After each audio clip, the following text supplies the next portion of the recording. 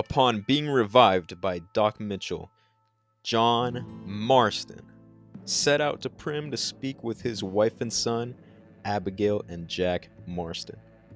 Upon arriving at Prim, John noticed men in the streets who opened fire on him. John quickly killed the men and made sure the area was safe before entering his home. There was no sign of Jack and Abigail within his home.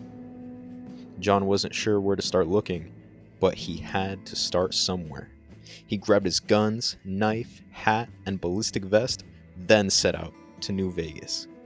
Following the I-15 towards New Vegas, a man named Chomps Lewis warned John from going any further. "Death claws are all over this place," said Lewis. John ignored his warnings and kept marching forward, making sure to steer clear of the death claws.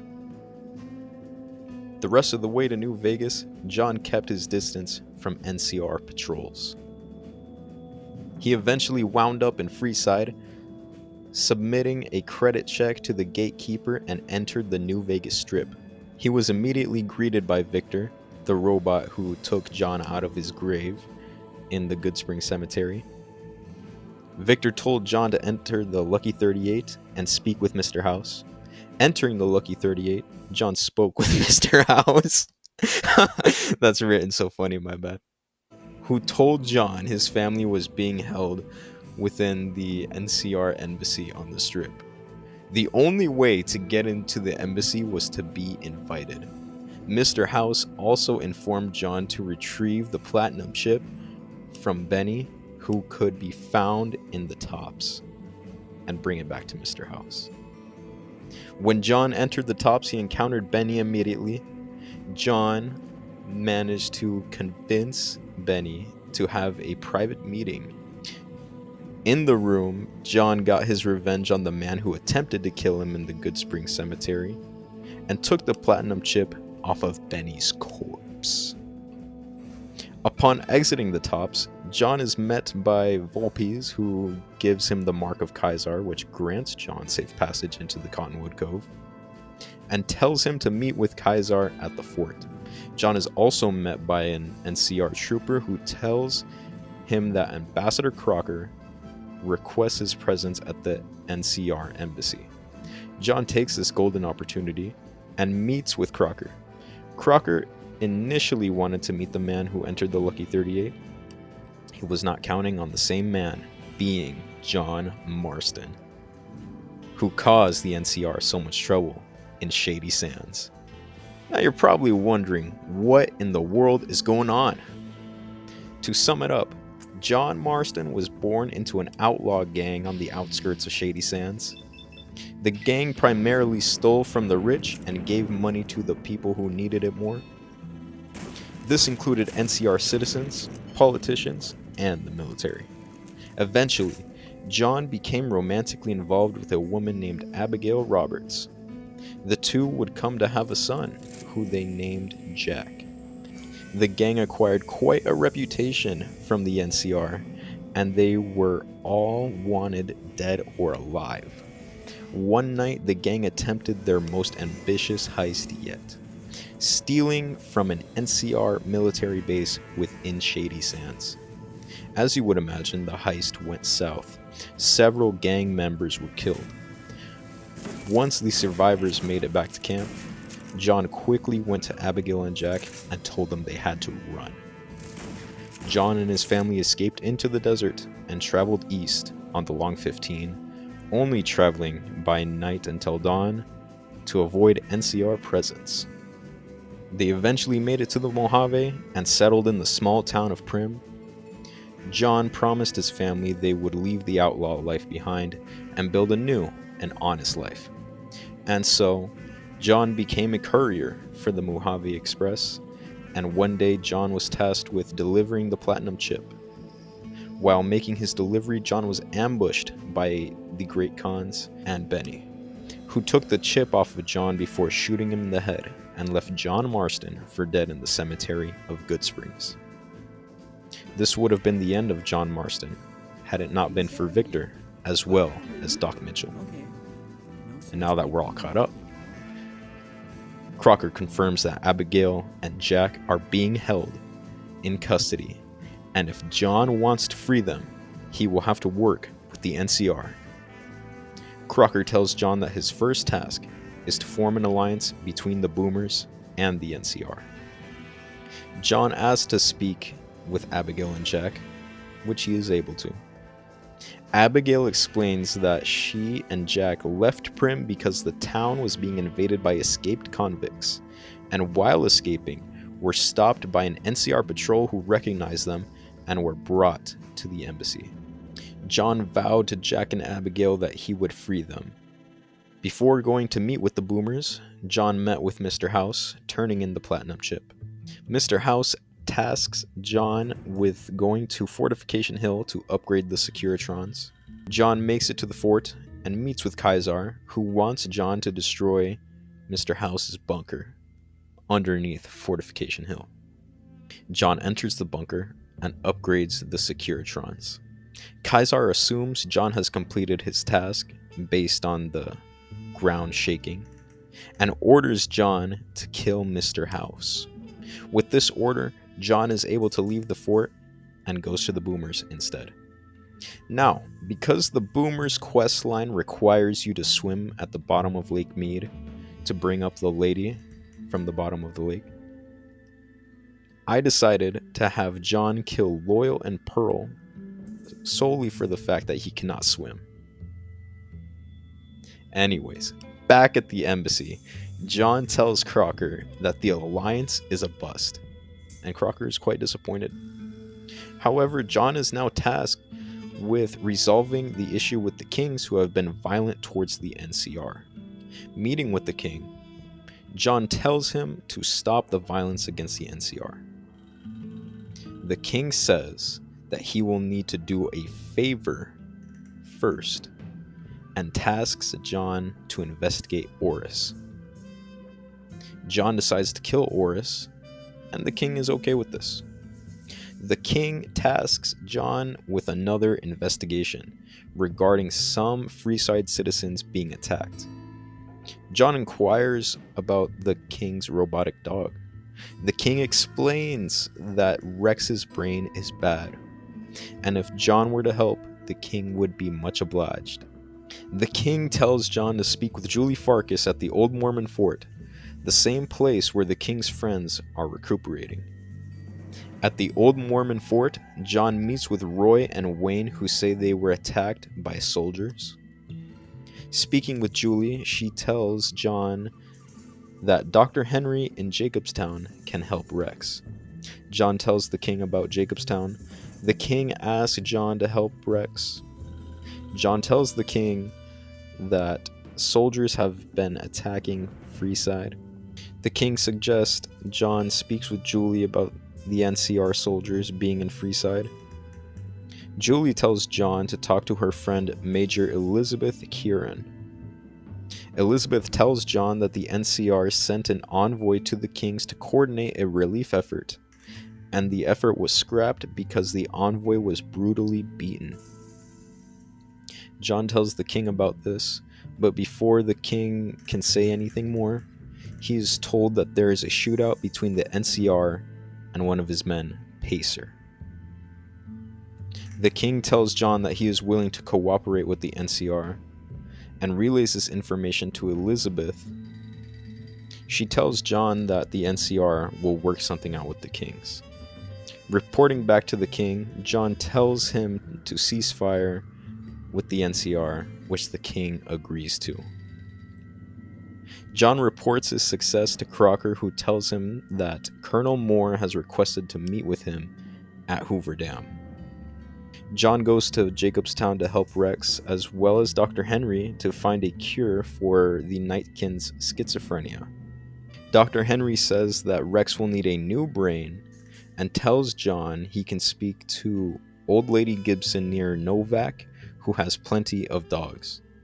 As for the Nightkin's cure, John will need to find what is causing the Nightkin's naturally generating stealth field.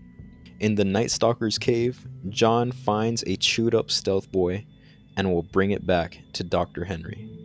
Meeting with Old Lady Gibson, John acquires a new brain from one of her dogs, Ray.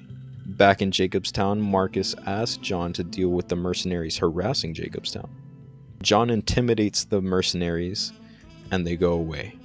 Inside the Jacobstown Lodge, Dr. Henry swaps Rex's brain and manages to develop a cure for the Nightkin's schizophrenia. Before leaving Jacobstown, John explains his family situation and asks Marcus if Abigail and Jack can stay in Jacobstown when they are free. Seeing how much help John has been to Jacobstown, Marcus agrees to allow them to stay. John lets Marcus know that he will contact him via ham radio when he has it all figured out. At Hoover Dam, John meets with Colonel Moore. She tasks John with taking out the Great Khans, as they will be aiding the Legion during the upcoming Battle of Hoover Dam. Arriving at Red Rock Canyon, John sends Rex back to Freeside and wipes out all of the Great Khans within Red Rock Canyon. John informs Colonel Moore that the Great Khans are all gone. All Colonel Moore has to say is, "Good riddance," and tasks John to investigate what the Omertas are up to, and to put an end to it if it threatens the NCR. She tells John that a woman at the NCR embassy named Liza has some information. Liza informs John that the receptionist at Gomorrah can point him in the right direction. The receptionist tells John to find and talk to Caccino.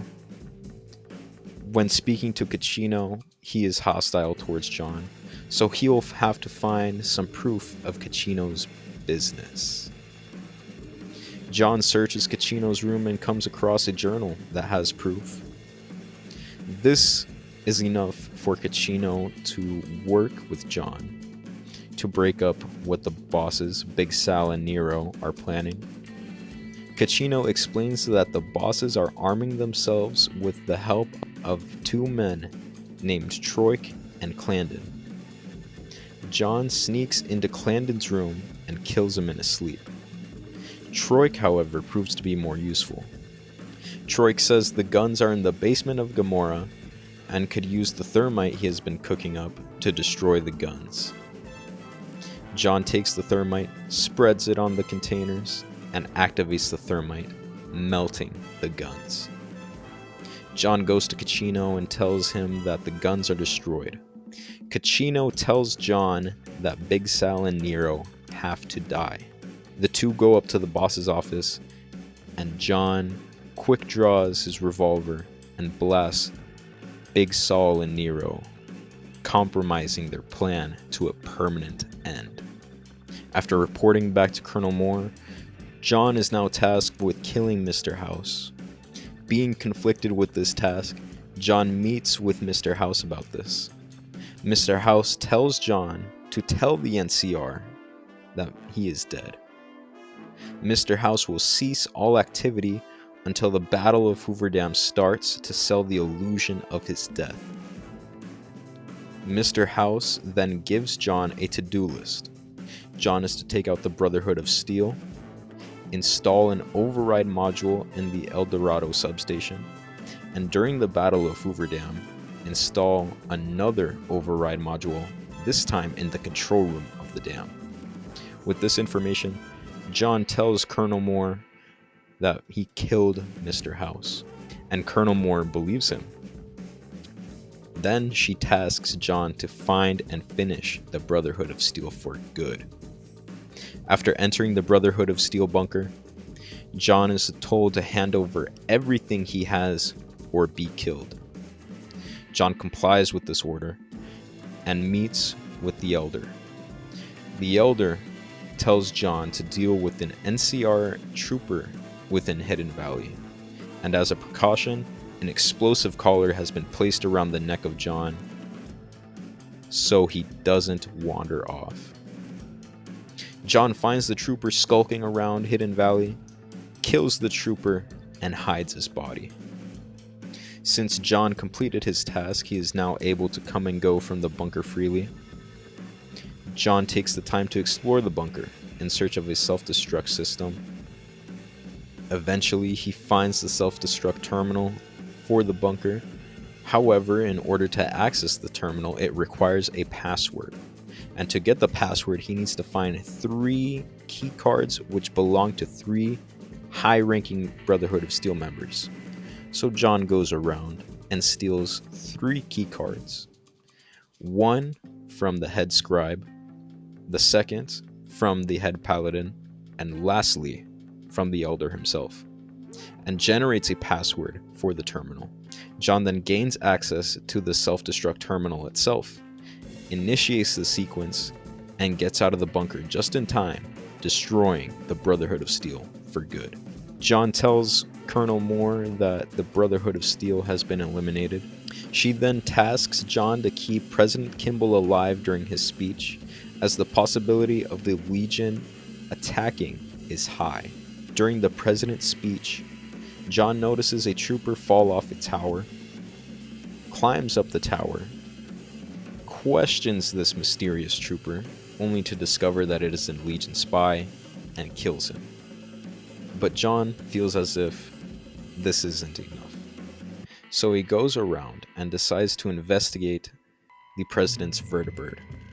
Upon investigating the vertibird, he discovers that a bomb has been planted on it, and disarms the bomb. He informs Grant about this, and the President's speech is cut short, but President Kimball's life is saved. Before the Battle of Hoover Dam starts, John negotiates with Crocker to free Abigail and Jack, as there is no guarantee that he survives the battle.